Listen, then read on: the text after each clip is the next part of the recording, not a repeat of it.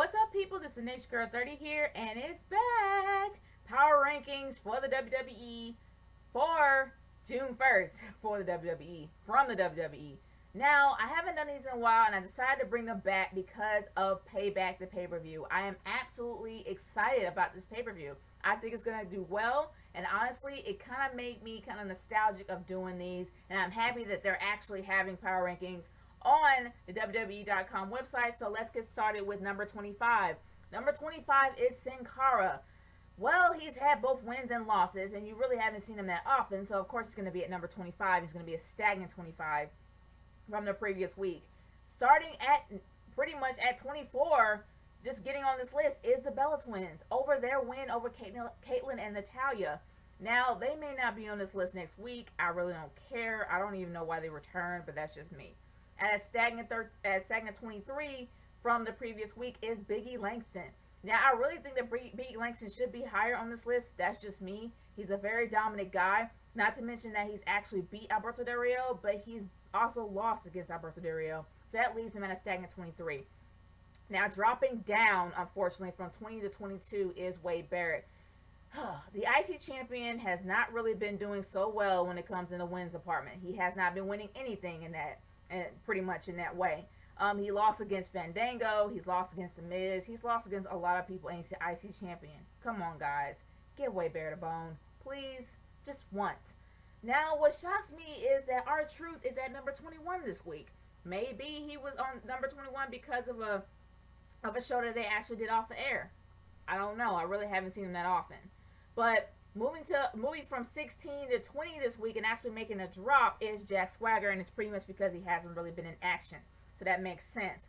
Now, going from 22 to 19 this week is Curtis Axel. He has teamed up with Paul Heyman. He is actually getting wins. He's getting on the air more. It makes sense for him to go from 22 to 19 this week. Now, going from 21 to 18 is The Miz. The Miz beat the IC champion. Go figure. Not to mention the fact that he was absolutely really good as a special guest referee. And not to mention that he's actually being on the air a lot more. So he went up from 21 to 18. Now at stagnant 17, I don't even know why she's on this list at all, is AJ Lee. AJ Lee really hasn't been in action that often, but she has been pretty much contributing a few assists to Biggie Langston in his matches with Alberto Del Rio. So it kind of makes sense for her to get some sort of recognition, but to not be on this list. But dropping from 15 to 16 this week is Caitlyn. Her loss to the Bella Twins kind of dropped her, and I'm really hoping that things will change soon because she really has to do something with that WWE, with that Divas Championship. But going up from 19 to 15 this week is Tons of Funk. After they beat 3MB, they kind of went up from there. Not to mention the fact that they're absolutely still popular. They haven't really lost their funk. No pun intended. But still, they have went up from 19 to 15 this week. Fandango. What else can we say about Fandango? He goes up from 18 to 14 this week. The guy is extremely popular because his music put him over. He beat Chris Jericho at WrestleMania. He beat the IC champion this past week. The guy is on a roll. I mean, there's really nothing more than I can say about Fandango, but he's going to go up from there. That's pretty much all I can say about him.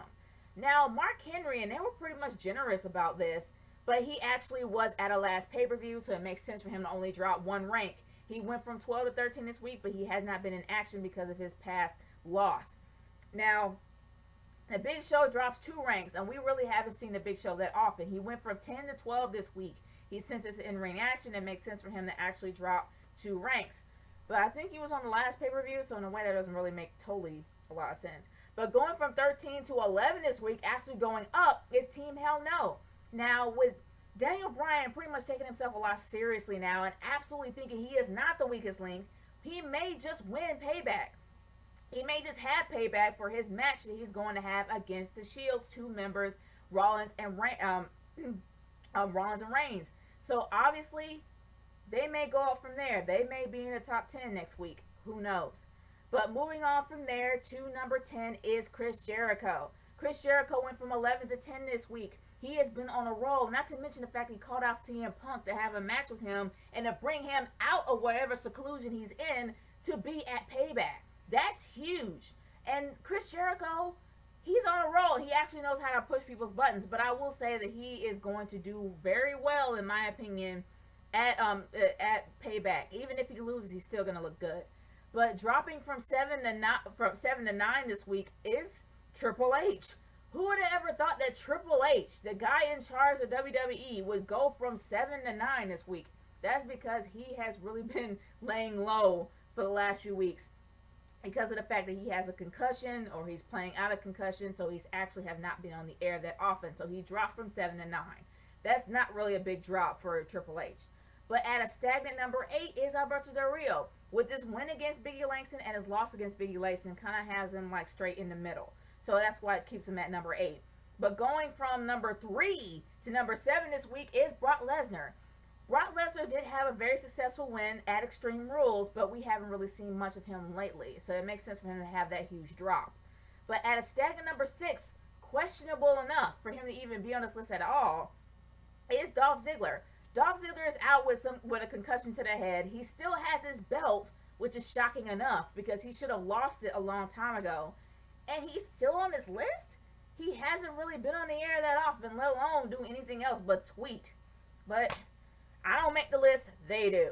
But moving on to number 5 is Sheamus. Now, Sheamus has indeed had a lot of wins lately. He actually beat Team Rose Scholars. He beat Wade Barrett on Main Event.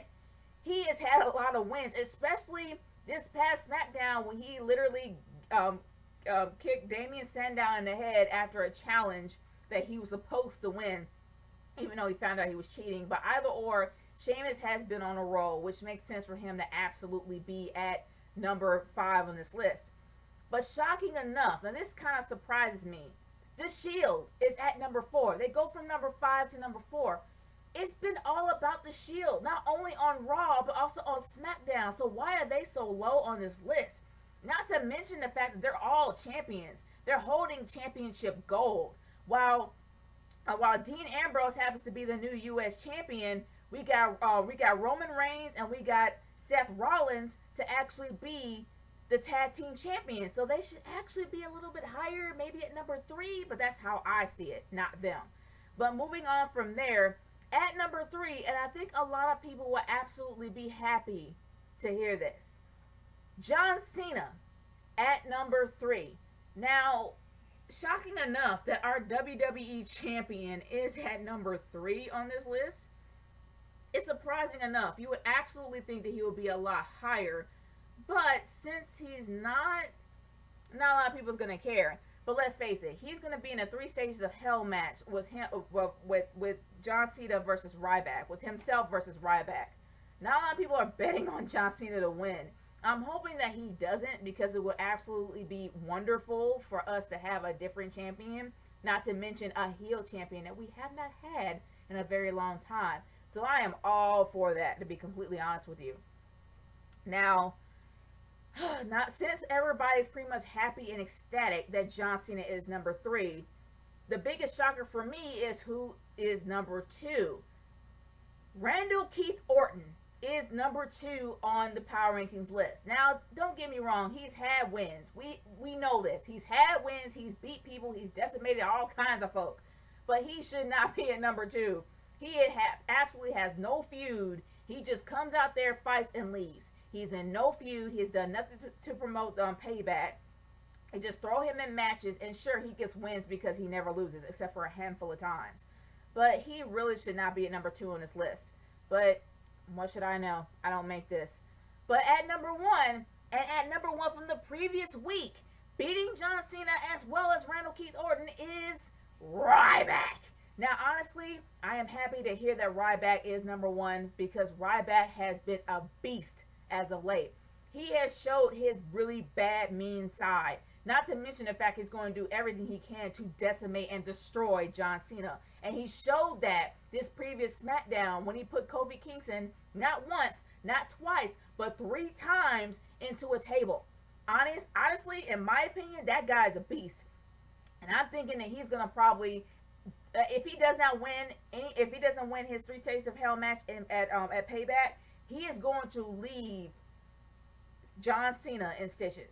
Seriously, nobody is going to leave Payback in one piece. And I think that he is going to be a huge role in that. But guys, these are the power rankings for June 1st. I know it's actually the day of Slammiversary. I've already done predictions on that, and I will absolutely be watching Slammiversary tonight. So stay tuned to my review. This is Nisha Girl 30 signing off. Peace out. Later.